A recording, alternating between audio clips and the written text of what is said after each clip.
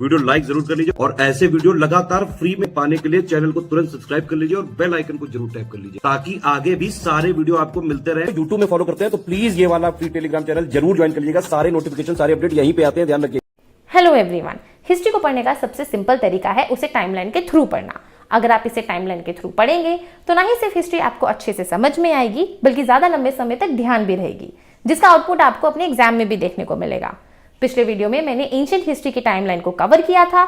उसी के कंटिन्यूएशन में आज हम मेडिवल हिस्ट्री की टाइमलाइन एंड कुछ इंपॉर्टेंट इवेंट्स को ब्रीफली डिस्कस करेंगे जो आपके एग्जाम पॉइंट ऑफ व्यू से काफी ज्यादा रेलेवेंट एंड इंपॉर्टेंट है।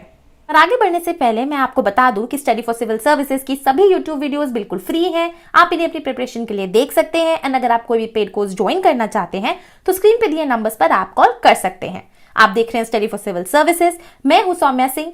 तो चलिए अब वीडियो को स्टार्ट करते हैं। तो देखिए, भारत में मेडिवल हिस्ट्री की शुरुआत हुई 700 AD से। दरअसल कुछ हिस्टोरियंस की माने तो जब हर्षवर्धन का रूल खत्म हुआ उसी के साथ एंशिएंट हिस्ट्री भी वहीं पे खत्म हो गई एंड उसके बाद के इतिहास को हम मेडिवल हिस्ट्री में पढ़ते हैं। पर वहीं कुछ दूसरे हिस्टोरियंस का यह मानना है कि जब भारत में सबसे पहला सक्सेसफुल इन्वेजन हुआ अरब्स के द्वारा, मुस्लिम्स के द्वारा, वहीं से भारत में मेडिवल हिस्ट्री की शुरुआत होती है। इसलिए मेडिवल हिस्ट्री को हम क्रोनोलॉजिकली 5 पार्ट्स में डिवाइड करते हैं: अर्ली मेडिवल पीरियड, दिल्ली सल्तनत, the Mughals, Marathas and regional states. अब अर्ली मेडिवल पीरियड को हम further 2 parts, the kingdoms and Islamic invasions में क्लासिफाई करते हैं, जहां किंगडम्स के अंतर्गत 700 से 1100 AD तक नॉर्थ इंडिया में प्रेजेंट थे गुर्जर प्रतिहार वेस्टर्न इंडिया में, पालाज ईस्टर्न इंडिया में एंड राजपूतास डेक्कन में। ये तीनों कन्नौज एरिया पर कंट्रोल पाने के लिए लड़ते रहते थे क्योंकि कन्नौज की कनेक्टिविटी सिल्क रूट के साथ साथ गंगा ट्रेड रूट से भी थी और इसी को हम ट्राइपार्टाइट स्ट्रगल भी कहते हैं। इनमें से प्रतिहार एम्पायर जो 730 से 1036 AD तक रहा, इसके फाउंडर थे राजा हरिचंद्र, लेकिन इनके ग्रेटेस्ट रूलर थे राजा मिहिर भोज, जिन्होंने दोनों पालास एंड राष्ट्रकूटास को डिफीट किया था। प्रतिहार एम्पायर के डिक्लाइन के बाद काफी सारे छोटे छोटे राजपूत किंगडम्स का राइज हुआ, जैसे कि दिल्ली के चौहान्स, कन्नौज के राठौर्स, मेवाड़ के गोहिलास, बुंदेलखंड के चंडेलास, मालवा के परमार्स और सोलंकीस गुजरात के। वही पाला एम्पायर की स्थापना की किंग गोपाला ने 750 AD में और इन्हीं को बंगाल का पहला बुद्धिस्ट किंग भी माना जाता है। इनको सक्सीड किया राजा धर्मपाल ने, जिन्होंने स्थापना की विक्रमशिला यूनिवर्सिटी की भागलपुर बिहार में और नालंदा यूनिवर्सिटी को भी रेनोवेट कराया।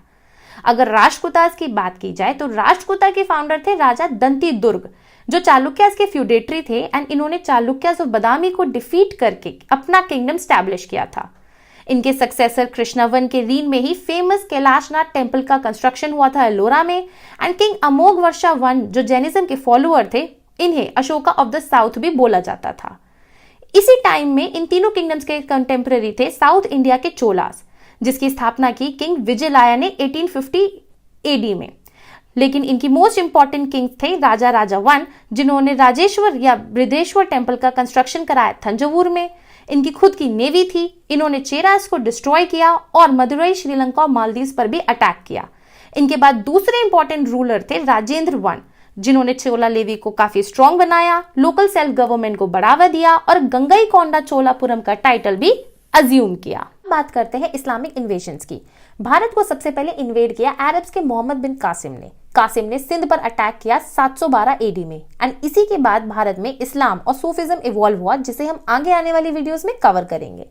कासिम के बाद टर्क्स के महमूद ऑफ गजनी ने भारत पर 17 बार इन्वेड किया, जिसमें से 16वां invasion on Somnath temple is very famous.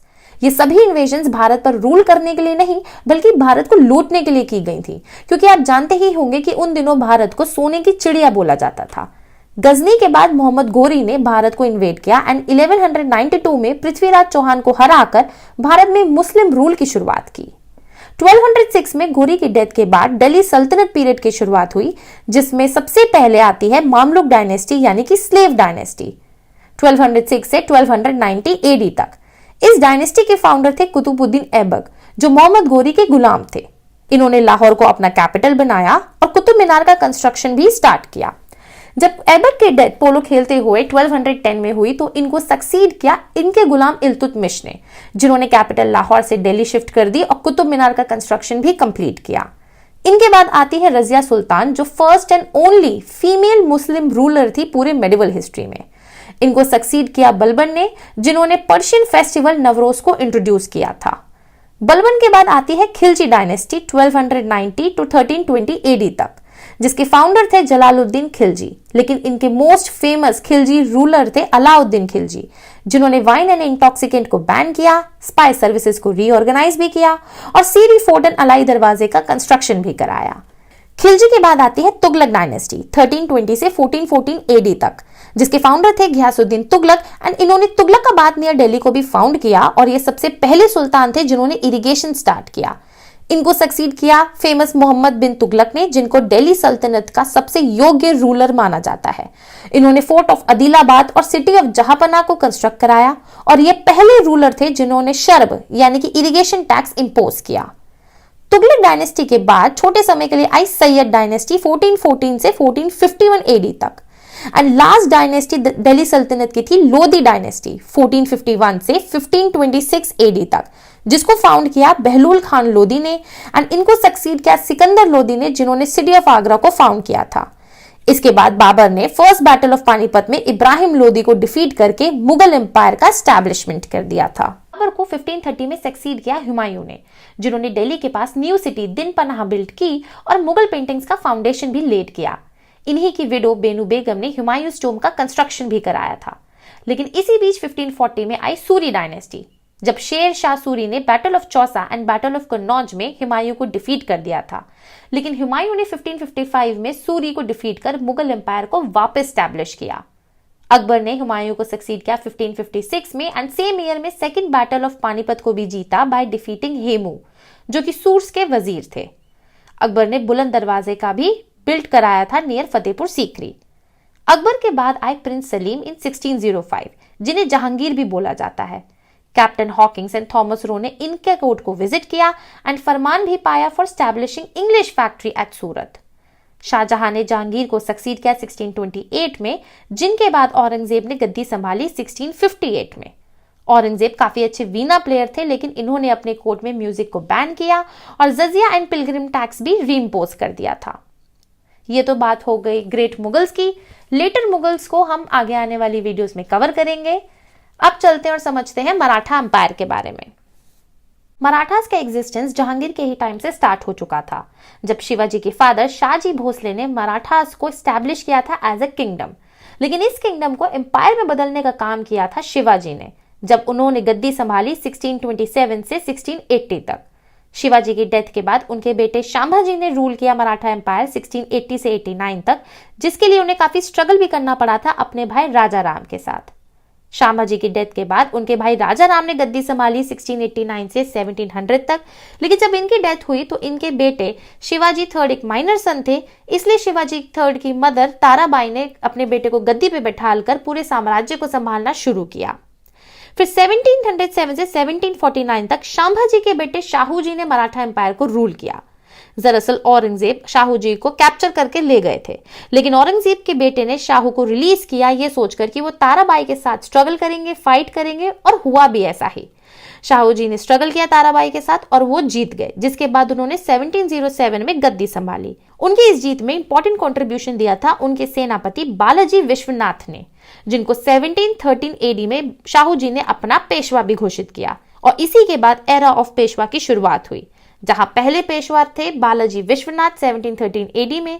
इनके बाद सेकंड इंपॉर्टेंट पेशवा आए बाजीराव I, जिन्होंने 20 इयर्स तक मराठा एम्पायर को रूल किया, 41 बैटल्स भी लड़ी और एक भी बैटल नहीं हारी। इनके बाद थर्ड मोस्ट इंपॉर्टेंट पेशवा आए बालाजी बाजीराव, जिन्होंने थर्ड बैटल ऑफ पानीपत लड़ी, जिसमें मराठास हार गए और इसी के बाद मराठा एम्पायर का डिक्लाइन स्टार्ट हो गया। अगर रीजनल स्टेट्स की बात की जाए तो जो दो मोस्ट इंपॉर्टेंट एम्पायर्स थे वो थे Vijayanagar empire and Bahmani kingdom, और इन दोनों के ही बीच में कांस्टेंट कॉन्फ्लिक्ट रहता था रायचूर दोआब, तुंगभद्रा दोआब एंड मराठावाड़ को लेकर के। विजयनगर एम्पायर को फाउंड किया था हरिहर एंड बुक्का ने, और अदर इंपॉर्टेंट किंग्स थे यहाँ पे Devaraya I, Devaraya II and Krishnadevaraya. Krishnadevaraya ने बहामनी किंगडम को 5 कॉम्पोनेंट्स अहमदनगर, बीजापुर, गोलकोंडा, बेरार एंड बिदर में तोड़ दिया था। लेकिन 1565 में बैटल ऑफ तल्लीकोटा में राम राय, जो कि विजयनगर एम्पायर के उस समय रूल कर रहे थे, उनको हरा दिया था combined forces of Bijapur, Ahmednagar, Golconda and Bidar ने, और इसी के साथ विजयनगर एम्पायर डिक्लाइन हो गया था। के साथ हमारी मेडिवल हिस्ट्री की टाइमलाइन अब यहीं पे खत्म होती है। उम्मीद है आपको ये टाइमलाइन अच्छे से समझ में आ चुकी होगी। मैं ऐसे ही आपके लिए और इंटरेस्टिंग वीडियोस आगे लाती रहूंगी। तो बहुत जल्द मिलेंगे नेक्स्ट वीडियो में। तब तक के लिए take care and bye bye.